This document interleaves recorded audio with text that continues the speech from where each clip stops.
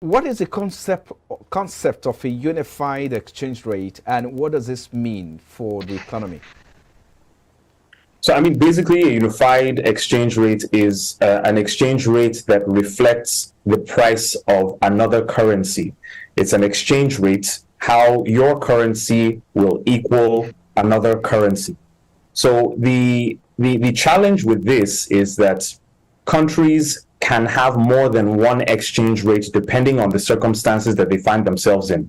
Why a unified exchange rate has really come into limelight in Nigeria is because we have had more than one rate effectively. I mean, there's the official rate, but then there's also the other rates that the CBN provides for specific segments and sectors of the economy, ostensibly because they have special or unique needs.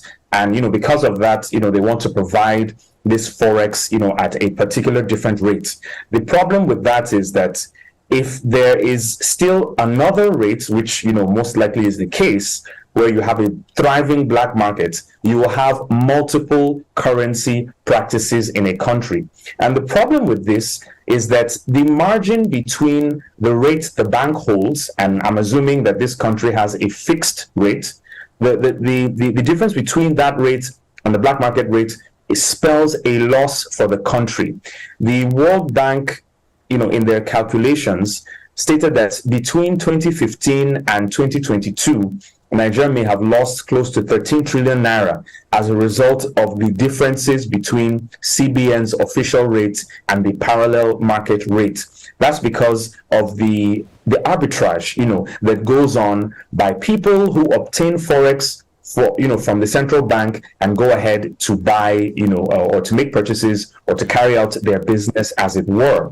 Coincidentally, like the previous segment where we're discussing the removal of subsidy, one issue that Ipman even raised was that the central bank needs to relax the forex regime and allow easier access to forex, so these independent marketers can have access, to these petroleum products. But in a nutshell, a unified rate is just one single rate compared to, a base or a comparator country's currency.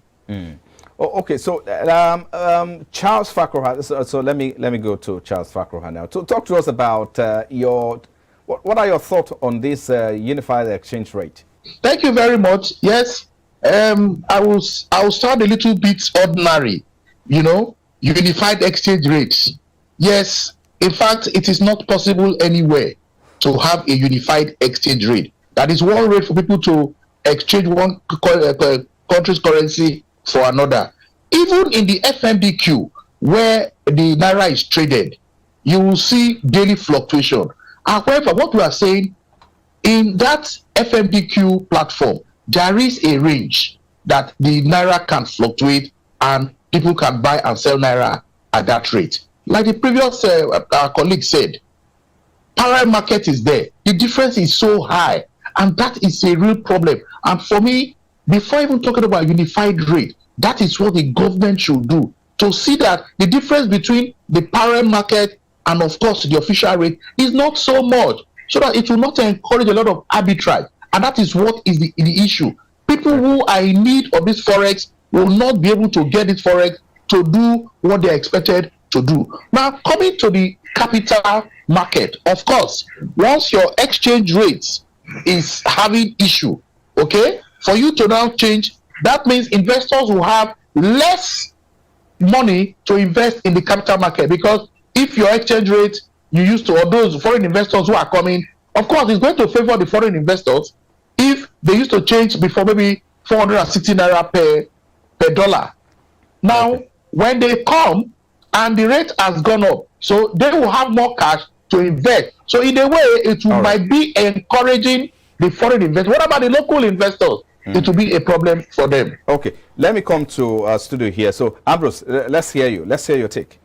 Actually, for me, it's a welcome development to have a single exchange rate, but it's not just overnighting. Like I said, everything has process, and also there is also procedure.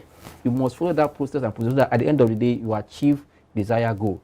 Yes, if you want to go into a right exchange rate, it's not just by fixing the exchange rate. Do you have all it takes? Like I said earlier at the beginning of the day, do you have all it takes to boost your reserve to meet what you want?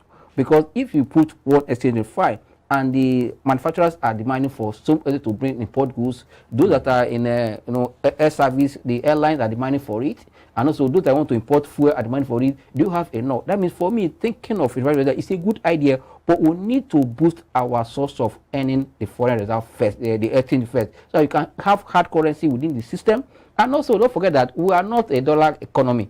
We are also a naira economy. So that people, when we're talking of exchange, that is not the focus. It's just because for us to encourage, international trade. But let's do that. What we need to make economy thrive are there, and that also by encouraging export. And export by means we are going to encourage all those that are into farming. The value chain should have value. And export. You can see that before a company like Julius Berger will go into producing a cashew nut. You can see that they have same value there. This is so that when they export cashew, the currency is going to. That means we need to do more, and especially in Nigeria, that our source of revenue in terms of hard currency is oil, and we are producing less than what the OPEC has given to us. We can't have reserve here. That means for us to really boost our earnings, we need to increase our output so that we can earn more. Then, if you are going unifying exchange rate, any foreigner that's coming to Nigeria, that I'm coming at 5 naira, 510 or 560, in the next 5 years, it will be within that range. That when it's coming with this amount, going out, going to at 800, all his effort in the economy has gone.